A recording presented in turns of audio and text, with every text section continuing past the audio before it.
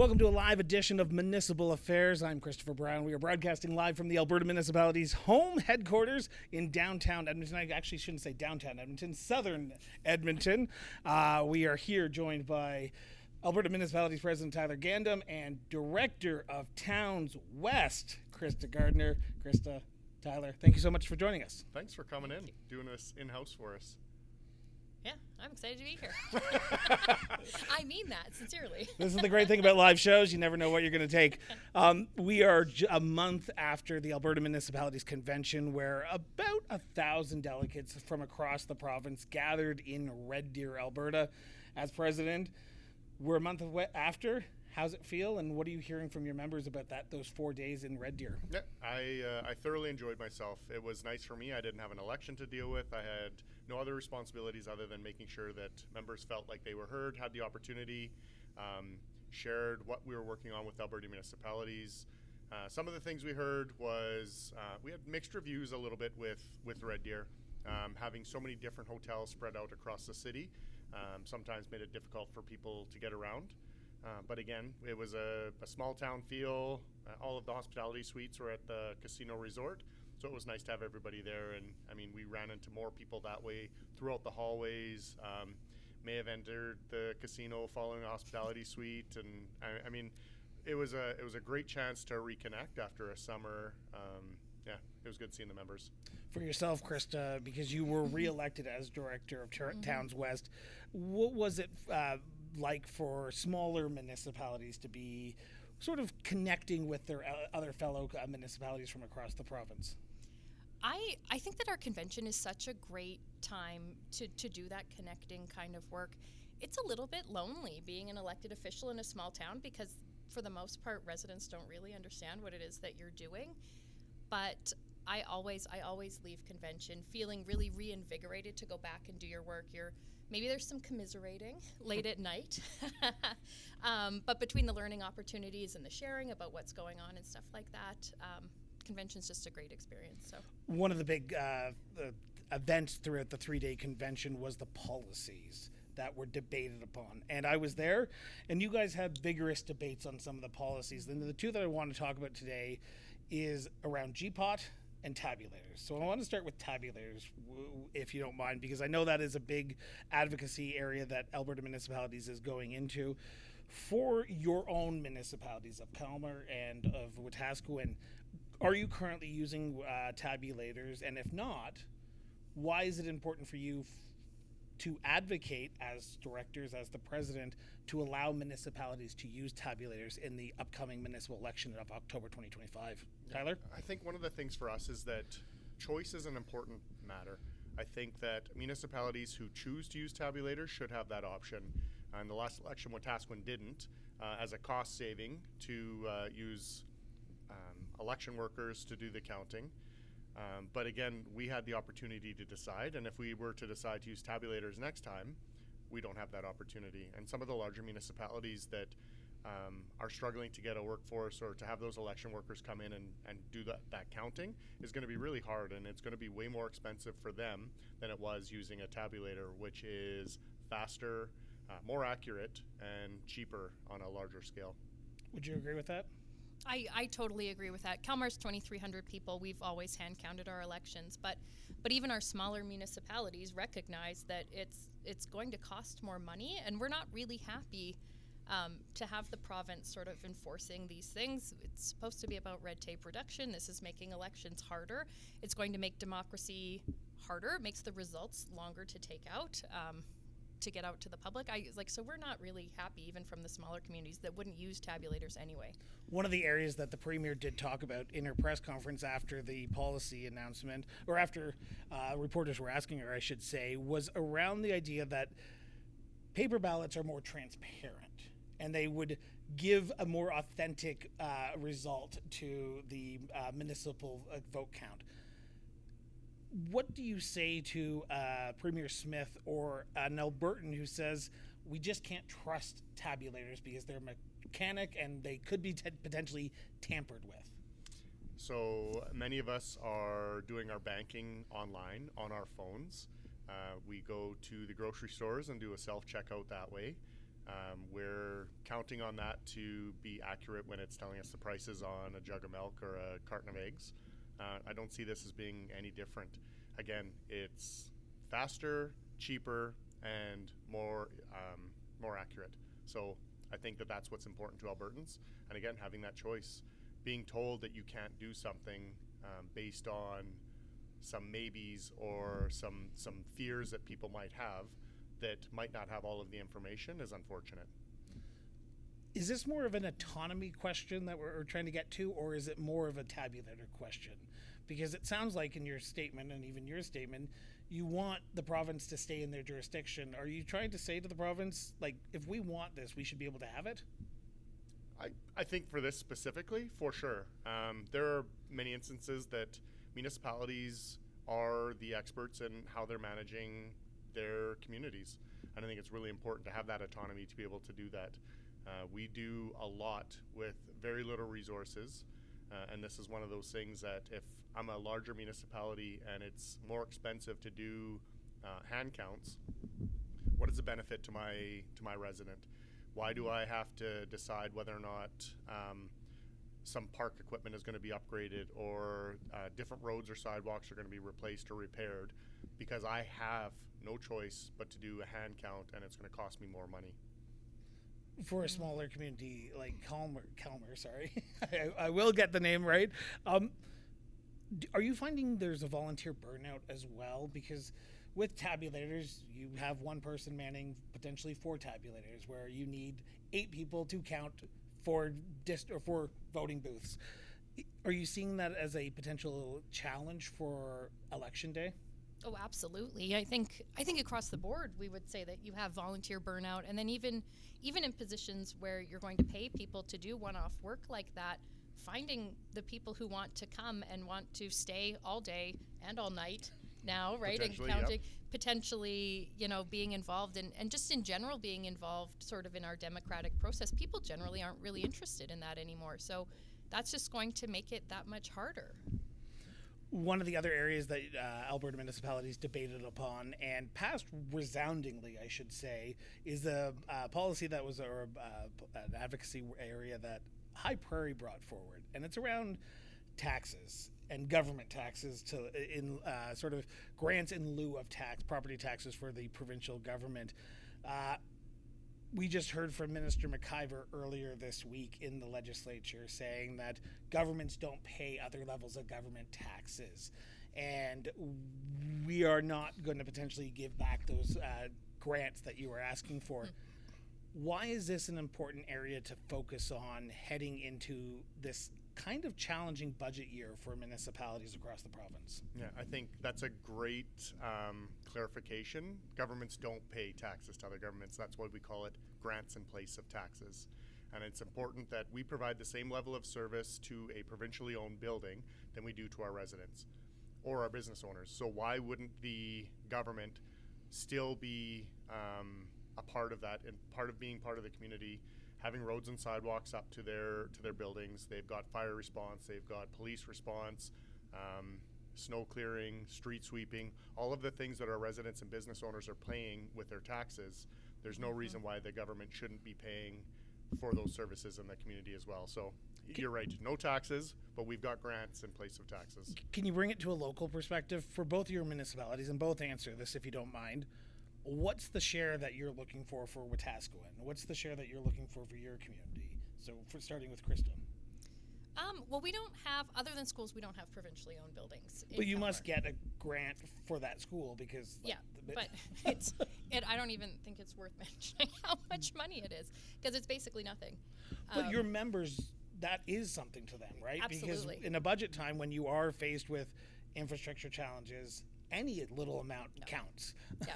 So from our members, especially for places that are regional hubs, that becomes an enormous amount of money. I think we've heard in the news how much money it is specifically for the city of Edmonton, which houses tons of government buildings, right? Because the provincial government's located here. But in our smaller places where you have courthouses or you have AHS facilities or you have like on and on and on, right? Everything that Wetaskiwin has. Everything that Wetaskiwin has, but it goes beyond even our cities, right? But lots of our towns, Rocky Mountain House, Edson, High Level, like any of these places where you're a regional service center, you have a lot of these kinds of buildings, and it's not fair to expect the residents of those communities to pick up the bill for places that are, like, people are coming from all over because it's a regional hub, right? So can I challenge you on that, though? Yep.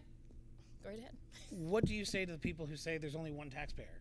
So you're going to get you're going to get that grant, which is technically a tax that an Albertan has paid to the province, back to you. So how do you tell Albertans to care about this issue when they would say, there's only one taxpayer, so why am I needing to care about GPOT? I guess it would go to transparency. So if you're paying for services in your community, it should be paying for services in your community.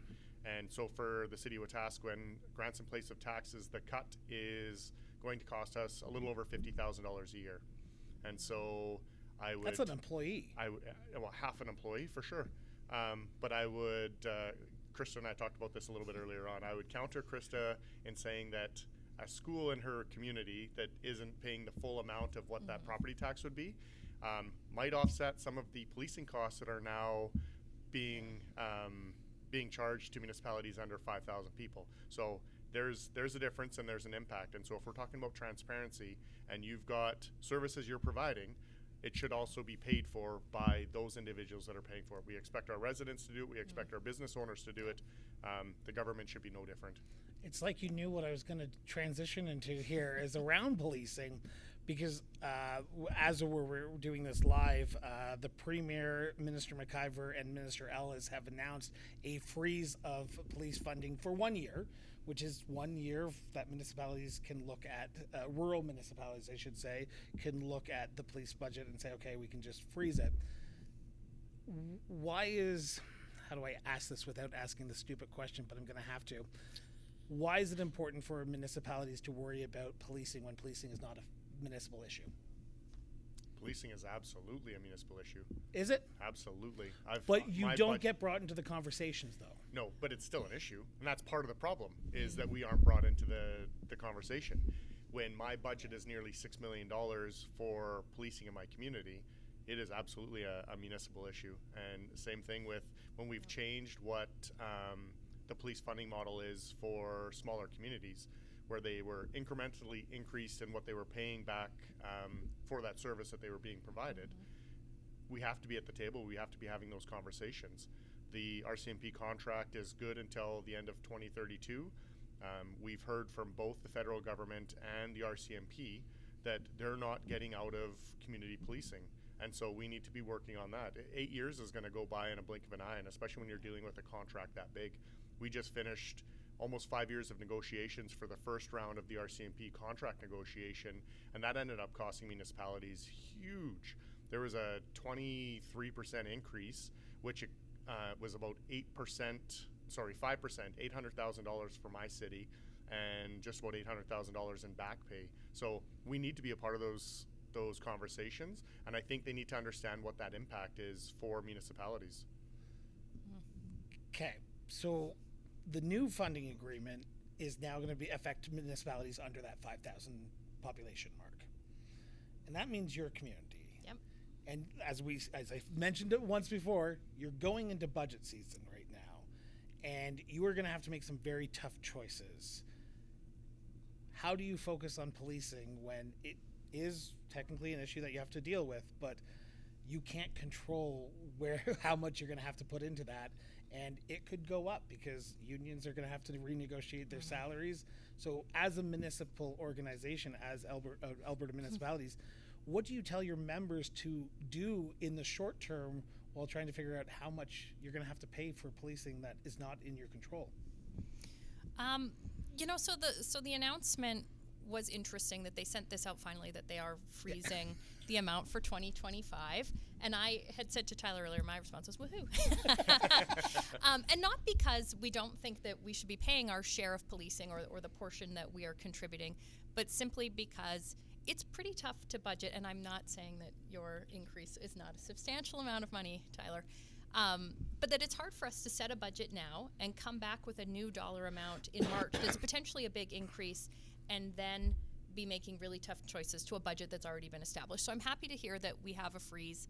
From our membership perspective, I went out and did a lot of member visits over the summer, and talking about our experience on the interim police advisory board, where they were saying that this was most likely what was going to happen, and then they were going to be doing this evaluation of the program and how it's gone, and knowing what's happened with our MPSA communities, telling people to be aware that this is most likely going to see a fairly drastic increase, but that they were telling us it was probably going to be stable for 2025. And it's a big concern in our smaller communities, right? And I think that part of it is that we do feel like we're paying for things we're not getting, whether or not that's fair. Do you fear, and this might be a question for Tyler, do you fear that this is the province's way trying to transition to an Alberta police force, or even their own municipal police forces? Because whenever Premier Smith talks about policing, she usually uses Grand Prairie as an example. Now, I'm going to be sitting down, just for transparency's sake, I'm going to be sitting down with the new police chief of Grand Prairie, but also the mayor, Jackie Clayton, later on for a future episode of this show. And they're using them as a gold standard to say, this is what you should be doing. We're giving you the money to potentially look into transitioning away from RCMP. Where does Alberta Municipalities stand right now when it comes to policing? Because there seems to be so many options on the table, whether it be sheriffs, whether it be just RCMP or their own municipal police force. Does Alberta Municipality have a path forward to address this policing file? Because it seems like a lot of members are asking, what should I be doing? Yep. And so I think that was one of the reasons that the province introduced the grant, the policing study grant. Wetaskiwin took part in that. We partnered with the County of Camrose, Millet, and the County of Wetaskiwin, which was fantastic. We got a lot of information back. I think this is a great example of the province giving a municipality some autonomy and making decisions on how they feel they're going to best serve their municipality. So Grand Prairie feels that they're going to have a better police service or better service for their community by switching to a municipal police service, which is supported by the provincial government, which is fantastic. This is what I think should happen, and municipalities should have the ability to make those kinds of decisions for themselves. So I applaud the province for giving them the tools to be able to do that. I think. Where would you challenge them on it, though? I don't think that I would. I would Okay. at a municipal level or introducing a municipal police service. I think that you should have the opportunity to make that decision for yourself. If Wetaskiwin decided it wanted to change or it wanted to investigate changing to a municipal police service, is that the most cost-effective way for me to provide safety in my community? And the province to give me the tools to be able to make that change, which is fantastic. Where Alberta municipalities push back on the proposal of a provincial police service was what they were proposing.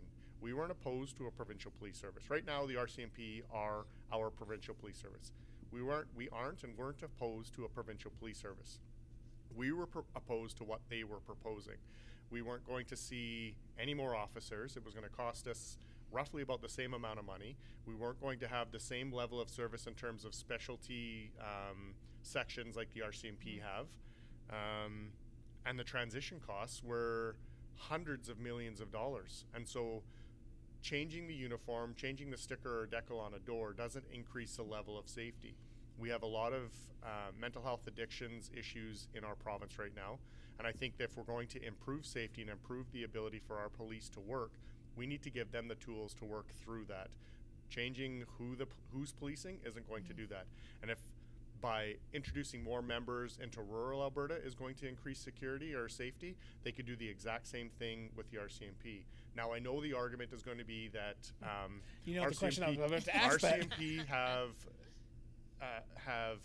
a vacancy rate, and there's a discrepancy between what that vacancy rate is for soft and hard vacancies. So soft vacancies where somebody's off sick or mat or pat leave is different than a hard vacancy.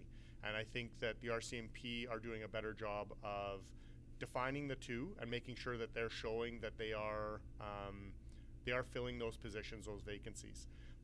But every police service across our country is having trouble filling positions, whether it's provincial police services or RCMP or municipal police services. So I think what we need to do is make that career more more attractive for people to want to get into it. It's hard right now. I couldn't imagine being a police officer and trying to do your job and having cameras in your face and showing a 30-second clip of a 5-minute interaction showing how you misuse your power. Well, show the whole 5 minutes and then let's have that discussion.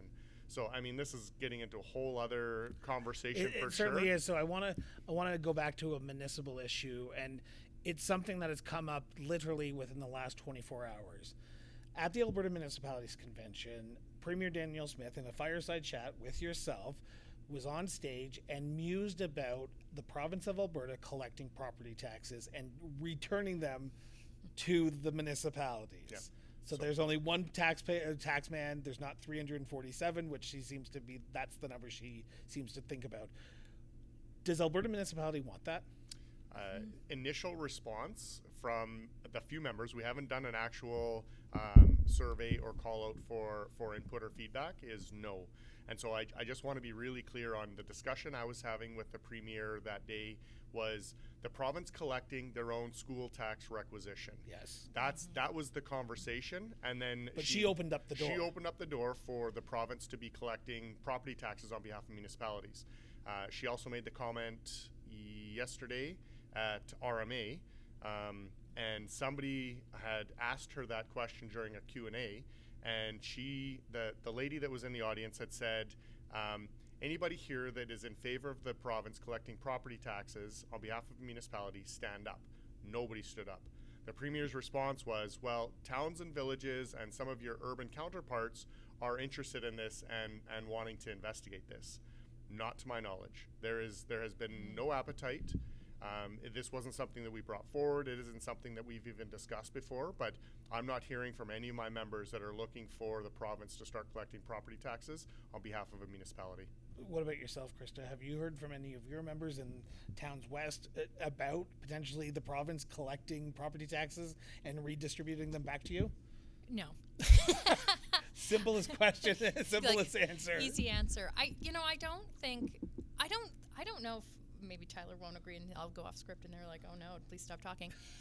This is live. Whee! Is that I really strongly feel that municipalities, we spend so much time digging into the details of stuff and finding the cost savings and doing the things. I honestly do not think that the province would be able to collect all of the municipal property tax for less money than what we're actually doing it for now. Even having 320 tax collection departments, I do not trust the provincial government would be able to do it for a lower bill. And so then if they're going to collect our money, are they going to give it all back? Administrative costs. And the likelihood of that is not great. Although would I be happy if we kept our property, the education property tax, the provincial property tax? I would be happy to just keep that in lieu of additional local government fiscal framework, which is right. higher, right? It would be more for us municipalities, anyway, for sure. Yeah. But that's an interesting argument. So no, I don't think there's any appetite really to have them collect all of our property tax for sure.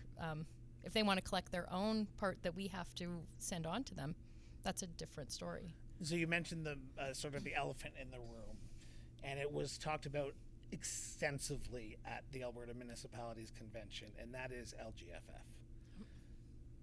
We are seeing, as we are talking, municipalities looking at their budgets, and they are struggling trying to figure out what projects they're going to address.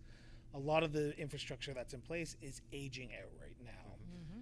Have you had a conversation, and this is as a board, have you had a conversation with the minister, with the premier, since the Alberta Municipalities Convention in Red Deer? Not yet. Not officially. Obviously, I've met with and talked to Minister McIver a couple of times at RMA. We connected shortly before they went back to the legislature. I do have a meeting scheduled with Minister McIver on November 19th, and we've reached back out to the Premier's office to follow up on a meeting that she had committed to.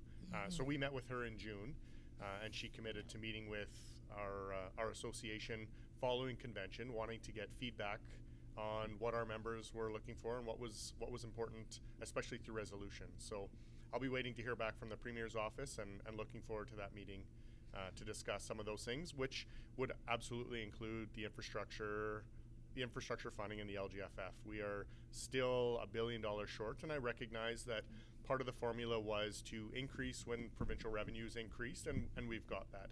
So we went from $722 million to just over $800 million, which is fantastic. But we're next still, year you're going down. Yes. Yeah. I'm silver lining. We've got some. We're looking at the plus side right now, but we're still over $1 billion short in terms of being able to address the infrastructure deficit that we've got in the province. RMA had done a study for their members, and they're looking at a $17.25 billion infrastructure deficit for the almost 70 municipalities that they represent. And we've got a $30+ billion infrastructure deficit in Alberta, and growing each year, that we aren't addressing those needs of replacing and repairing some of this infrastructure. So we are beginning of November when we're chatting right now, and the legislature is sitting, your board is meeting. What do you do between now and next fall when you have your fall convention, but also the municipal elections? What's on the horizon for Alberta municipalities today? Crystal? I mean, I do think that the winter months is probably your busy time when you want to meet with your members as well. Yep, absolutely, to be going out. I mean, it is challenging for me in Towns West because it is probably the biggest geographical. It goes all the way up to Rainbow Lake in the north. That's a long way to go in the winter. I did not know that. Yes, yeah. So, and last year, Tyler and I and another one of our board members went to High Level on a road trip. That was probably more time in a car with Tyler than I'd prefer to spend. So we had a great time. He was Manning, wonderful. What did you tune your radio station into, or was it just? I have satellite radio in my truck. No comment. So you're meeting with members virtually, I'm assuming, as well. Yep. What do you expect to hear from them over the next few months?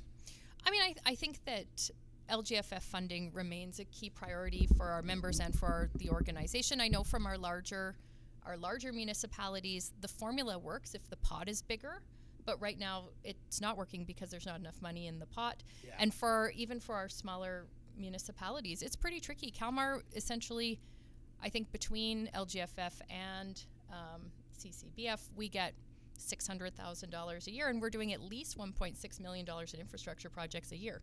Like, it's not even coming close to actually funding our capital projects. And so, so that, I think, do your that residents big piece, know that? Well, I try telling them.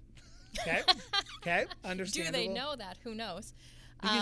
When you talk to the media, when you talk to me, you know this, I know this. Yeah.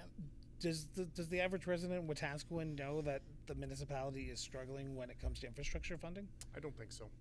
No, I've seen a couple of social media posts, and sometimes it's just because they don't like me, which is fine. How can people not like you, man? We love you, Tyler. Well, I wouldn't go that far. That as the president of Alberta Municipalities, I've been talking about the lack of funding with infrastructure funding, right? So some of the comments are that Tyler's worrying about infrastructure funding. Well, that's a big deal. Especially in a community like ours, we're over 100 years old. And so we've got a lot of infrastructure that needs replacing and repairing. When one of the first years I was on council, we started an infrastructure tax reserve, and so we took 2.5% extra a year until we built it up to $1.5 million. So right now we've got an extra $1.5 million a year to spend on our infrastructure. We built a new public workshop. We didn't have to borrow any money for it. We're doing more overlays, more sidewalks, more trail connections and sidewalk connections, all of things because of that. And so there's that little bit of pain going through that, but we were also set up with not much in reserves. We had over $30 million in debt with the municipality. We had a lot of things that we had to work through over the last 11 years. And so when the provincial government used to give $420 per Albertan for infrastructure, and it's now down to $186 per Albertan, that's a big deal. And there's a reason why infrastructure across the province is crumbling and failing, is because the funding isn't there for it. And everybody's taxed out. We've got municipalities that are proposing upwards of a double-digit tax increase, and those are some of the fastest growing communities in the province. So you can't say that growth pays for growth, because it takes a long time to pay for all of that infrastructure to put in place for all of those new developments. This question was asked to your counterpart in our RMA, but I'm going to pose it to both of you. Are you concerned that if municipalities aren't properly funded over the next 5 years, you could see more dissolving of municipalities, or do you have faith that your members are able to weather this economic storm that they're currently in? Oh, we're looking at me. You know what? I think that we've had a long time where people weren't even elected officials. It takes a long time to fully understand the realities of your municipality, and so if you're seeing turnover in your councils, and as an interesting thought is, I also think you often have to make unpopular decisions for the long-term betterment of your community, and sustainability being one of those things, and looking at asset management and looking at funding those kinds of things. And I'm sure people were not happy when you introduced that additional, sort of percentage of taxation specifically for capital funding reserves. If people aren't willing to make those unpopular decisions in the interest of short-term gains, you probably are going to see increased dissolution.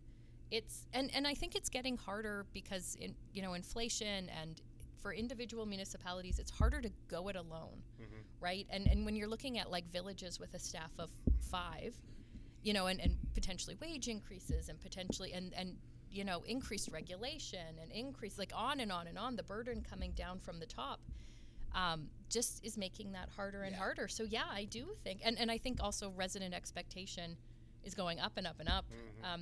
People will say to me, well, I can't believe we don't have this in Kalmar. They have it in Leduc. Okay, well, Leduc, yes, is 8 minutes down the road, but it's also a municipality of 36,000 people. We can't. I was going to say 80,000, so that shows you how so much there I you know go. about It's smaller population. than it's smaller than that. But we can't build a pool. Drive the 8 minutes to the pool. You'll be fine. And regulation. Krista nailed it. Yeah. Regulation changes. We've spent $54 million on building a new wastewater treatment facility in Wetaskiwin because regulations changed with the provincial and federal governments. My residents don't care why we're building it. What they see is an increase to their utility bill. And we're doing everything that we possibly can to try to get that funding through the provincial government and through the federal government. And thankfully, when the project was first started, we got $12.9 million. Earlier this year, we got another $4 million from transportation, and we made a funding request to Treasury and secured $17.6 million. So we did really, really well in terms of grants, and the province really stepped up and helped us out with that, because $54 million for a city like mine, who is low socioeconomic community, is really challenging. And the increase to our utility rates and our utility bills was debilitating for lots of our residents. So it's really important. It certainly is, but I want to go back to the original question because I got off on a tangent there because that's what I like to do. But for yourself, Tyler, as president, what does your next few months look like? Because this is a busy time for yourself, but also Christmas is coming up, so no one's going to want to pay attention to what municipalities are doing. Yep. But for you as president, your advocacy doesn't stop during Christmas time. So what do you, as the head of this organization, do for the next few months? Yeah, I go back to Minister McIver on the 19th and remind him, not that he needs reminding, but we're short on infrastructure funding. When I get the meeting with the Premier, we can talk about the impacts of Bill 18 and Bill 20 and what that'll do to municipalities. And I think we're at a point now, I know we're at a point now where we're going to have to wait and see what happens in the next election with the Local Authorities Elections Act changes, to be able to go back and share with the province why this either worked and we were completely out to lunch, or these are some things that maybe we need to work on for the next election in 2029, right? So, excuse me, I'll be working on that. I'll be working on feedback from my members. I'll be working with my board and making sure that they're equipped and have the ability to go out to their members and talk to them about some of the concerns they have. We've got the President's Summit and Municipal Leaders Caucus Spring MLC coming up in March, and we're going to be talking about civility. We've got. Why is that important for Alberta municipalities? We're seeing right now a number of members of council who are counting down the days and possibly the hours until this election is called, and they're no longer a member of council because they are not being treated well in their role. And I think it's important that they have the tools to be able to handle that. They need to know that they've got the support of other colleagues across the province who are going through sometimes very similar things. But we've had probably a record number of by-elections this year, and I think a big part of that was because people decided they were going to go find another job that paid them $4 an hour that they didn't have to take that kind of abuse for. And so civility is extremely important. And I think that as the ability to post anonymously or with fake accounts and say whatever you want without any consequences or being held accountable is damaging to your municipality, it's damaging to people, and it's damaging to the councils that you hear it, why can't we get anybody good to run? Well, because you treat them like shit. So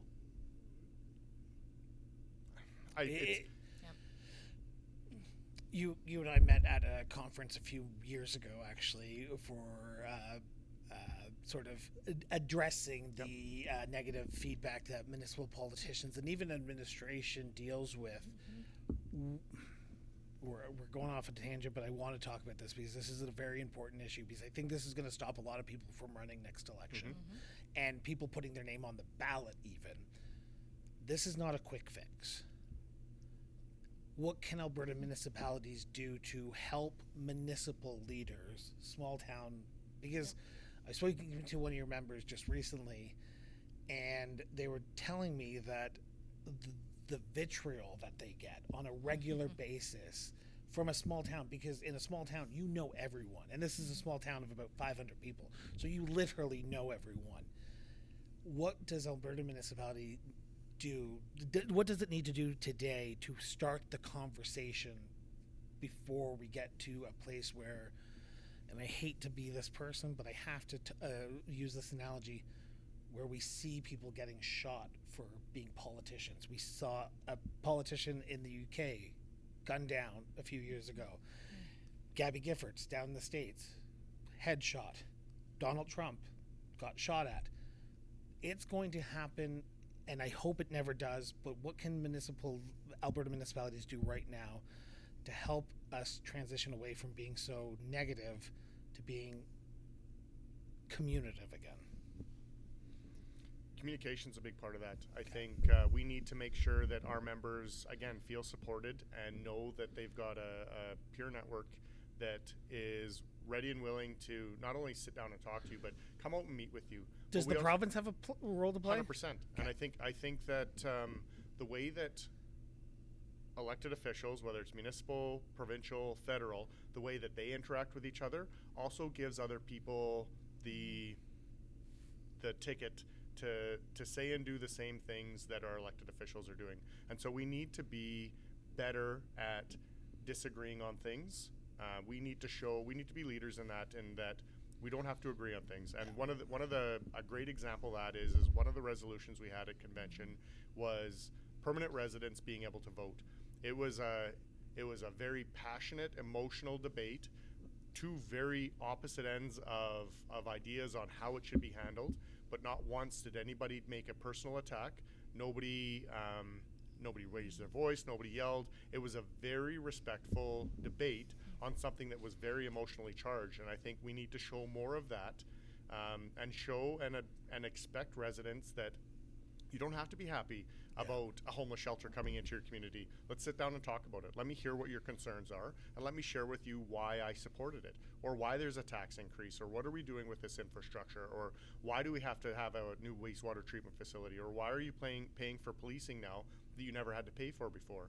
But there's a responsibility of the resident and the business owner to take the time to get the information and not use social media as a place to take personal shots at people because you don't agree with what their position is. And it doesn't matter where you align on the political spectrum, you're still a person. Like I know it's hard to believe, but I have feelings and sometimes they get hurt. But yeah, but it's. I think this is the perfect transition to talk about the last subject. And Monday is a very important day in this country. It's the day that we remember the people who came before us and fought for our freedoms, to have these conversations, to debate these policies, to discuss these in a civilized manner. A little bit of a opinion question, but what does Remembrance Day mean to you? Starting with starting you. with me. Yes. Yeah. I think that to me, Remembrance Day really is about bringing our community together and expressing that gratefulness for the people who came before us and the sacrifices they made. And I don't think we talk about. I'm going to cry a little because I get emotional. It's because I care so much. Because I think we've lost sight of what sacrifice really means. And in Kalmar we have a fantastic Legion that is that's very busy, that does a lot of stuff. We probably will have 300-400 people come to our Remembrance Day ceremony on Monday. They do our things in the schools and things like that. But I think a lot of people are happy to have it as a day off, and I think that's really disappointing, and sad. So I think if you have the ability to get out there and participate in some of these things and show your respect, to please do so. For yourself, Tyler, and I know Wetaskiwin is, I hate to be this guy, but kind of a military community as well, because you go up to your city hall, you're literally like staring a gun right in your face, artillery fire. For yourself, as a mayor of a community that's so entrenched with the military, what does it mean for you? I understand and I appreciate the weight of what Remembrance Day is, and the sacrifices that were made, but it is one of my favorite days in the year because of the opportunity that we get to remember those who paid the ultimate sacrifice, and the ones that came home and were never the same, the ones that came home with injuries, whether it was physical or emotional or the mental injuries that come along with that too. But I think we also have to remember the families that have been sacrificing as well. Sons and daughters that go away and may not come back, or sons and daughters that go away and come back and they're a changed person. But those families are also the ones who are paying that sacrifice, having their one of their kids or one of their family members be involved with that. I had the opportunity to attend the No Stone Left Alone ceremony in Wetaskiwin last Saturday, and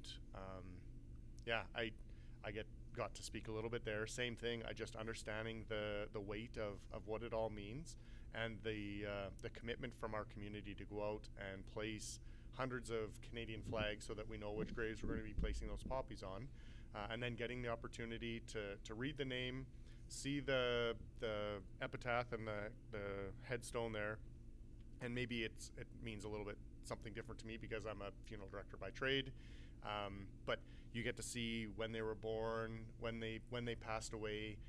Did they live for 19 years or did they live for 99 years, right? Yeah. And so we were laying poppies this year. I got to do one of the sections, and then on my way out, I got to stop by my grandma and grandpa's grave and see that somebody had placed a poppy on my grandfather's grave as well too. So I'm deeply grateful for the work that our military families provide to Canada, and it's a reason why we live in such a beautiful, fantastic country.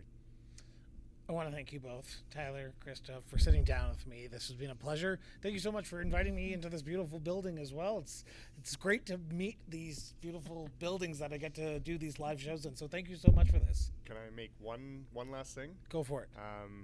Just recognizing that our CEO, Dan Rood, who spent 20 years with Alberta Municipalities, is retiring this year. At the end of this year, he has been our CEO for almost 8 years and has done a tremendous job of bringing this association together.